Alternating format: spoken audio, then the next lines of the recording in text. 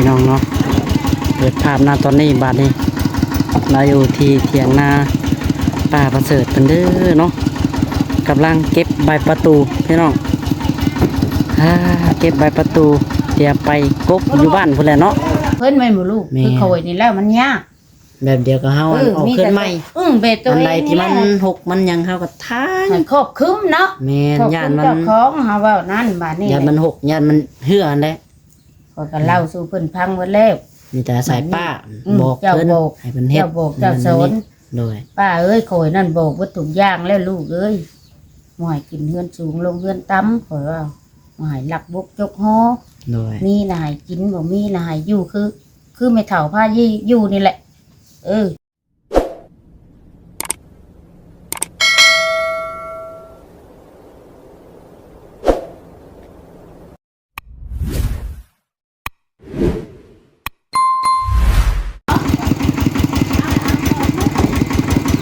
พี่น้องเนาะ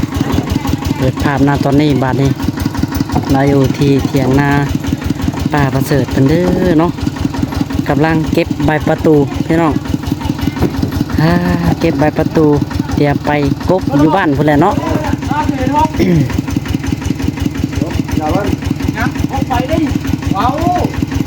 ใช่ฮะ6 ใบหรือ8 ใบเลย2 4 6 8โอ้ย8 ใบแล้วกบอยู่ทางไหนบ้านผู้ใดอยู่บ้านเลยกบอยู่เฮือนเจ้าเองบ่ก็ได้หรือว่าเพิ่นชวนมือเฮือนเพิ่นเราคัดเป็นเจ้าเพิ่นคอยได้ขี้วันนี้พี่พ่อก็เมื่อนำบ่มือเฮือนบ่ส่งคุณบ่พ่อใส่ลมอยู่บ่ใส่ทางรถออกบ้านออกได้บ่เก่งไม่เราขับรถคนนั้นได้ฮะแล้วคือว่าโอ้ถอยหลังเลยบ่แล้วลงไหนหน้าคุณแล้วคุณขี้เขาได้เลยนั่นแหละเนาะเฮ็ดอยู่หั่นบ่ออกอยู่นี่บ่กวนละคั่วบ่นี่เนาะกวนละคั่วบ่นี่ก็สบายแหละ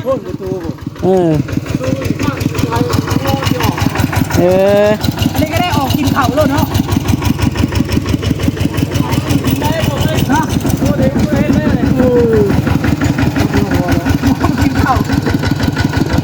จะเราก็เพีย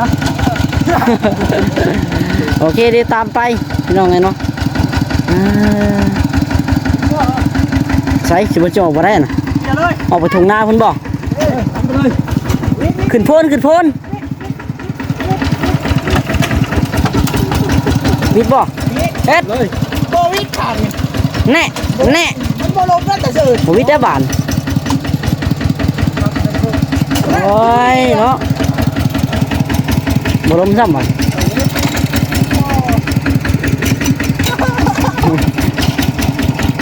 เอาเมื่อใบประตูไปกบก่อนเห็นปะเนาะก็บ่เห็นยังไงได้เนี่ยพอดี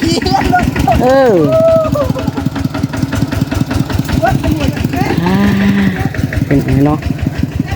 กลับมาสู่ถึงใดโอเคใช่ป่ะมันชิบวคาบ่ล่ะได้ยังชนอยู่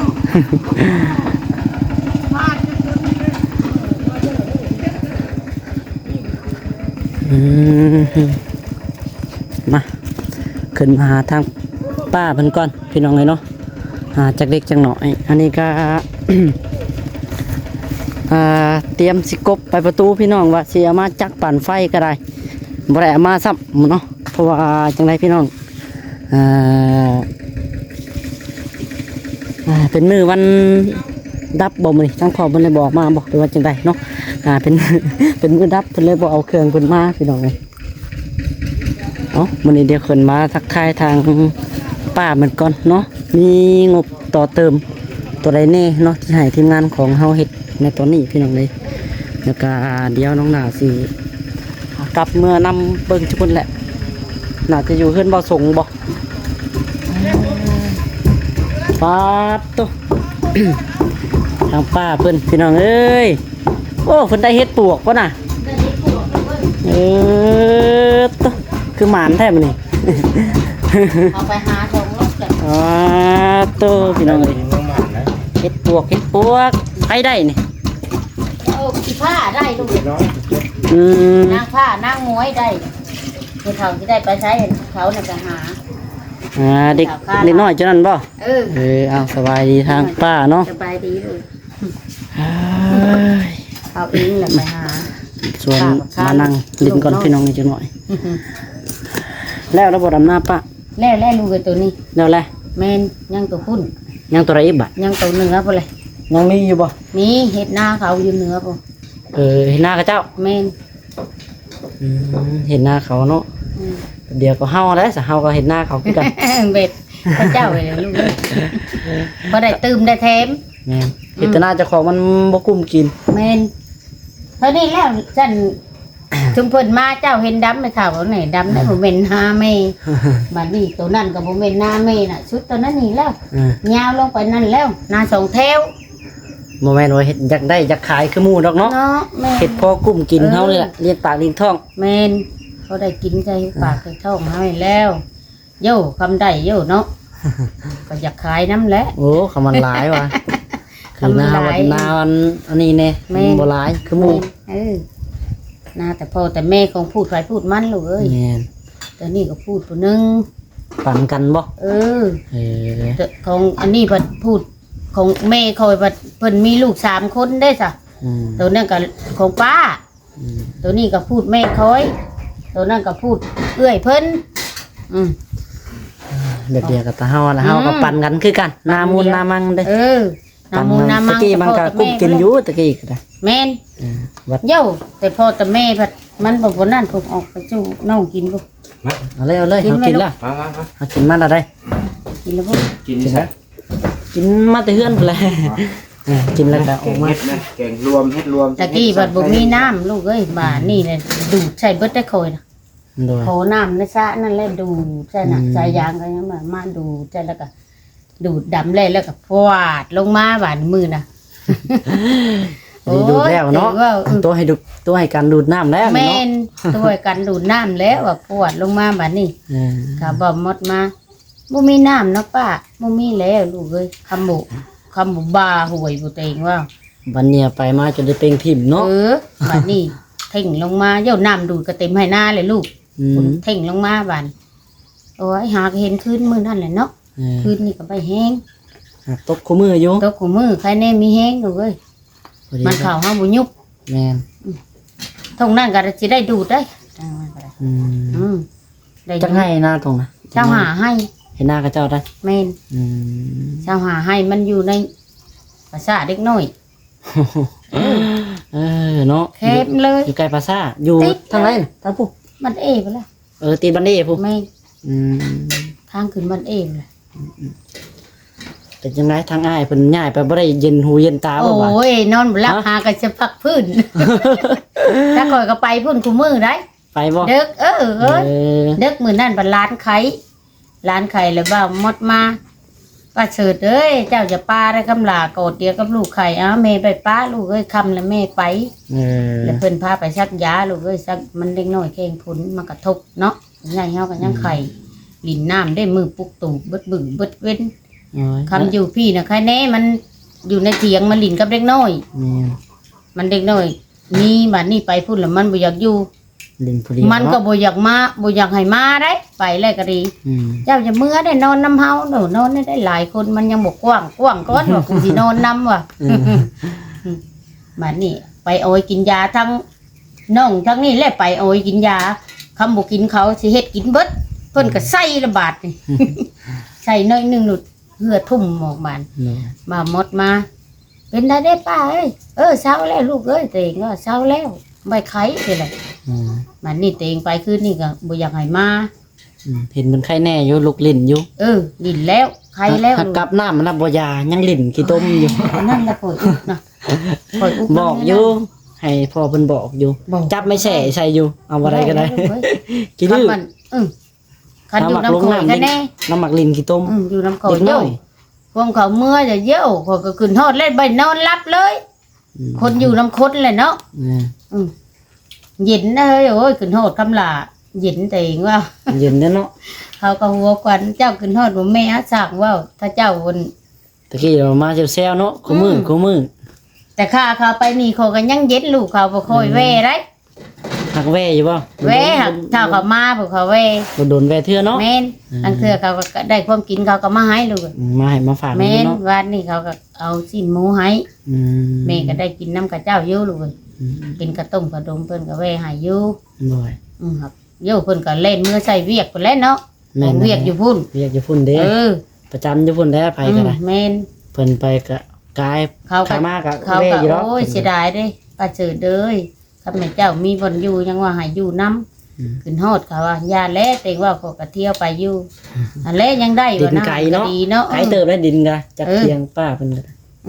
ไก่เติมแน่ ไก่ อืม ขี่รถก็ยังมึนกับหนึงเพื่อฮอดกัน เขาก็ย่างไปคืนนี้ก็ดึกถอยมานะ ย่างไปบ่ ย่างไปแนว อ๋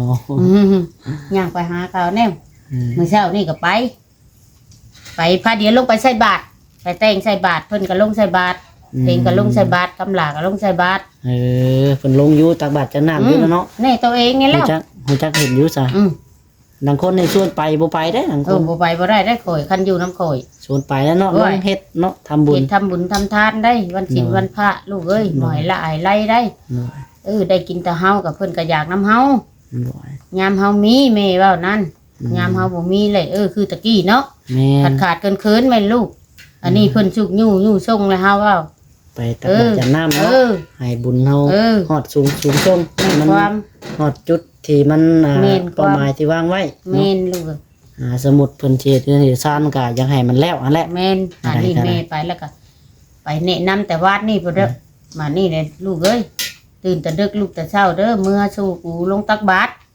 ตักบาตรยามน้ำมาแล้ว กูสิแต่งให้แต่เห็นว่า หน่อย เมื่อไรพาเดียวเมื่อไรเช้าป่านนี้เพิ่นสิบ่มากับยายเพิ่นถ่าเขาต้องตักบาตรเองว่า อืม ตักบาตรหยาน้ำแล้วเขาจังออกมาเสร็จ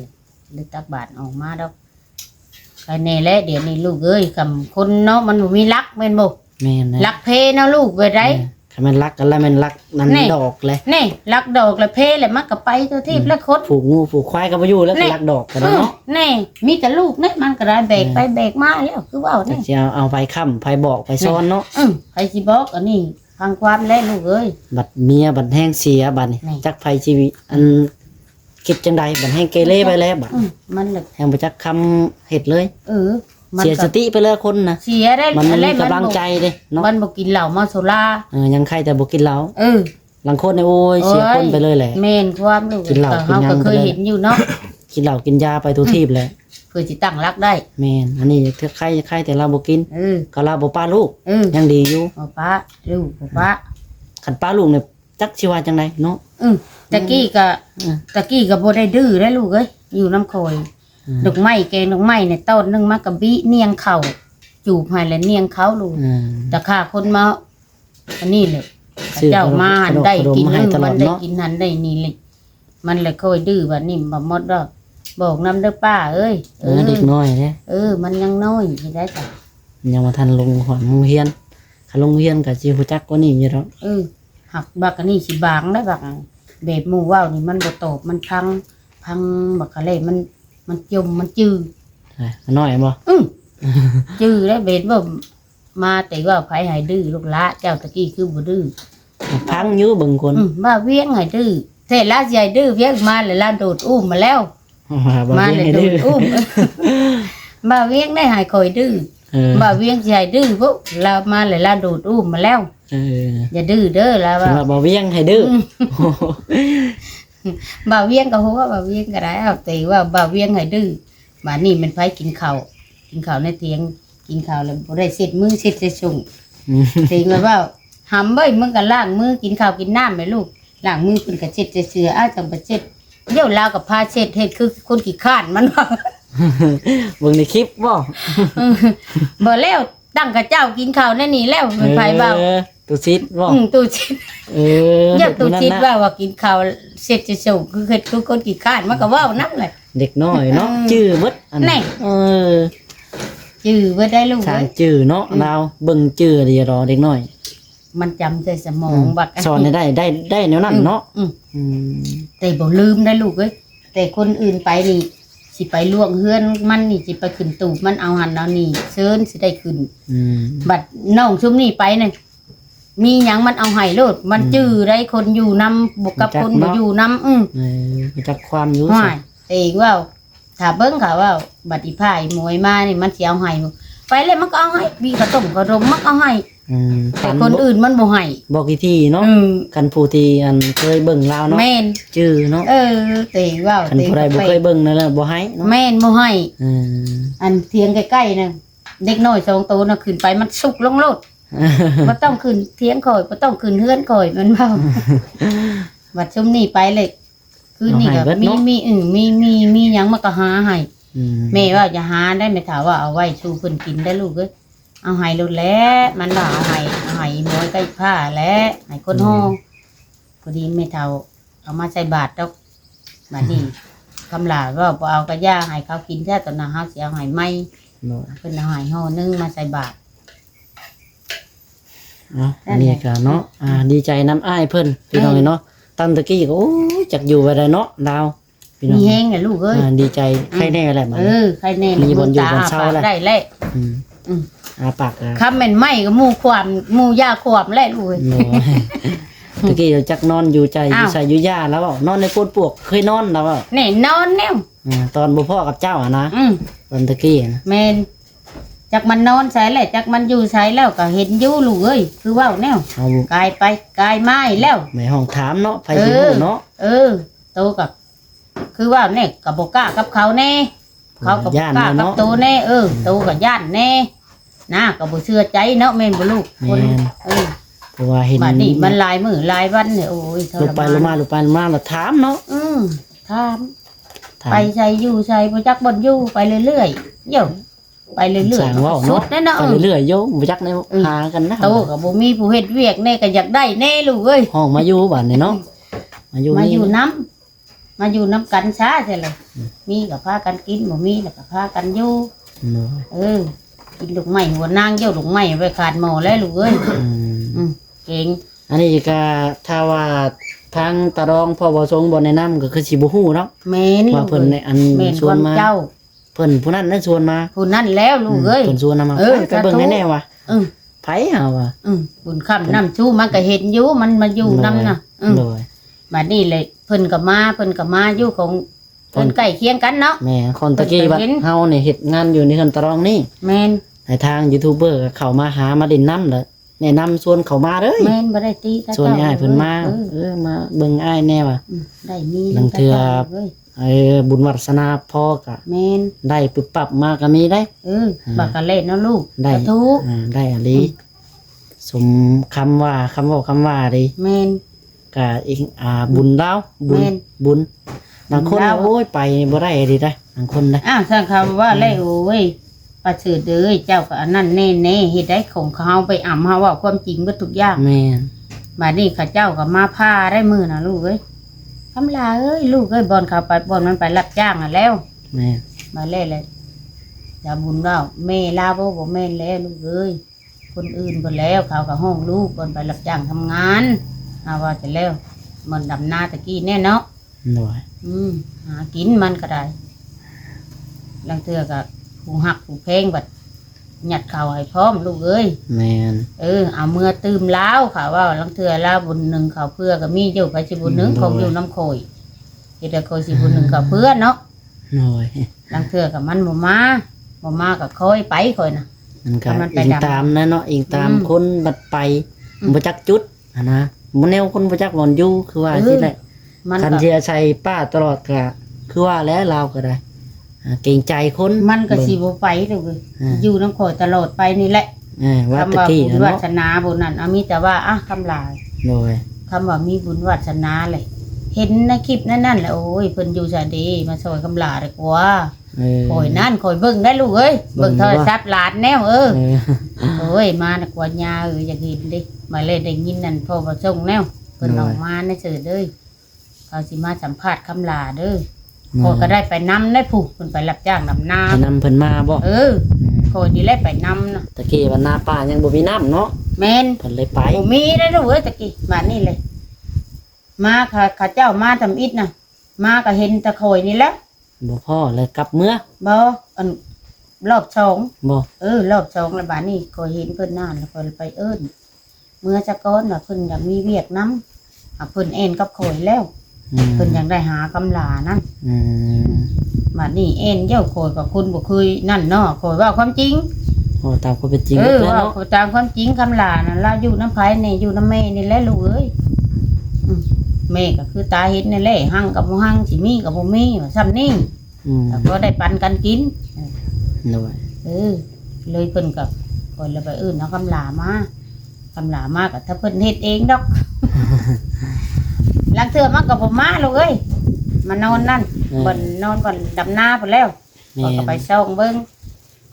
คือไปดำน้ำเจ้าเพิ่นก็2-3มื้อจังแล้วเพิ่นก็อยู่หันลังเทื่อก็ได้ขึ้นได้ขับมาเพิ่นก็แบ่งก่อนลังเทื่อก็บ่เอาเพิ่นก็ให้เฮามีอยู่เพิ่นว่าก็เด้มกุ้มลูกเฮาว่าก็เด้มกุ้มลูกเอ้ยคือเดี๋ยวนี้ก็โอ้ยมือตาได้แล้วลูกเอ้ยสว่างแล้วมือตาอาปากได้แล้วมันก็ดีมีที่ผักที่เช้ามีกระตอกกระตุกก๊อกน้ำเพิ่นก็เจาะให้คักแน่น้ำก็ได้แม่นยังถ้าว่าพื้นไฟนี่นิ่งเข้ามาเนี่ยป่ะ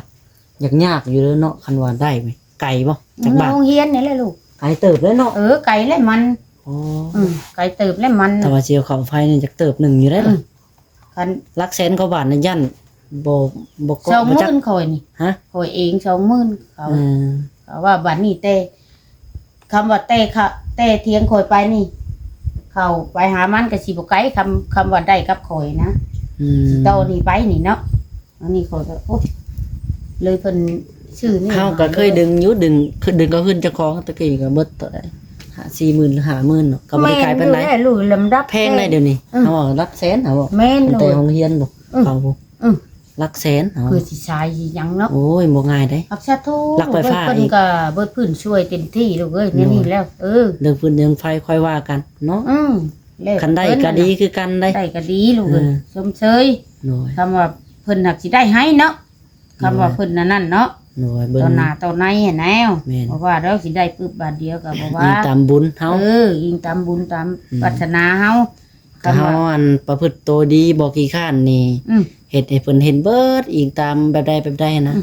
สิได้บ่ข้านคำลาลูกเอ้ยโดยเบิ่งอยู่คำลาบ่ข้านมีแต่ว่าให้เราเฮ็ดนั่นเฮ็ดนี่อะไรอยู่บ่อนติดไม้เรานั่นแล้วลังเทื่อก็เสียหญ้าเสียหยังไปตอนแม่ว่านั่นลังเทื่อก็เบ็ดได้ลูกออกเฮือนเนาะออกเฮือนก็ลังเทื่อเพิ่นก็บ่ได้ไปหาเพิ่นก็เวียกเพิ่นไว้หมู่ลูกคือข่อยนี่แล้วมันยากแบบเดียวก็เฮาออกขึ้นใหม่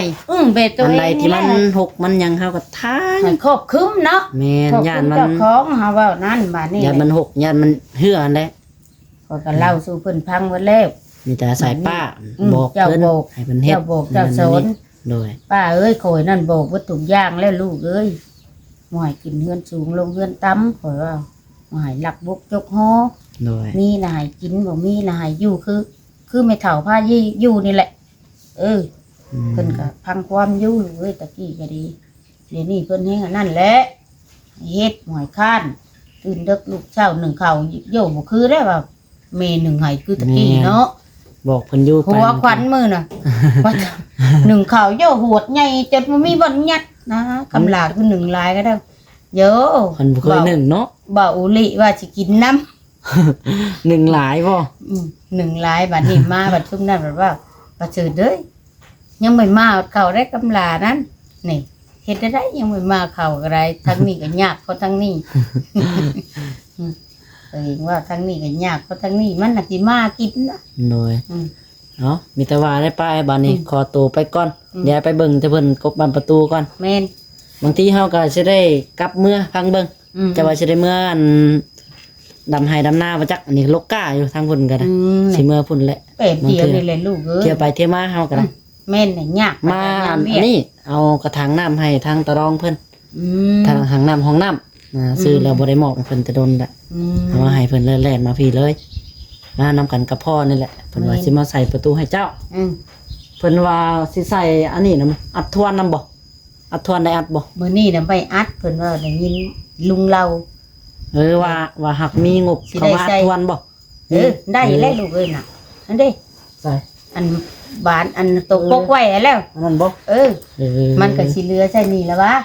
คือสิแมันอัดทวนนี่แหล้วเนาะ แม่น ใส่ผ้าแป้นมันก็ขี้ล่าอยู่พี่น้อง แม่น มันคนละสีเด้ เออ มันกายงามไปอีกแบบนึงแต่มันก็เป็นป้องอยู่เด้ แม่น อย่ามันหัวผลสารเข้ามากับเข้าอยู่หรอกผลก็ได้ นี่กัน อ่า อย่ามันทำมาได้อัดตัวนั้น เอา เอา ซะ ไปอยู่ทั้งนั้น โอเคบันดีละป้าเด้อขอมกขอบใจละลาย มีเฮงลูกเอ้ยเจ้าก็ได้บุญกับน้ำจู โดย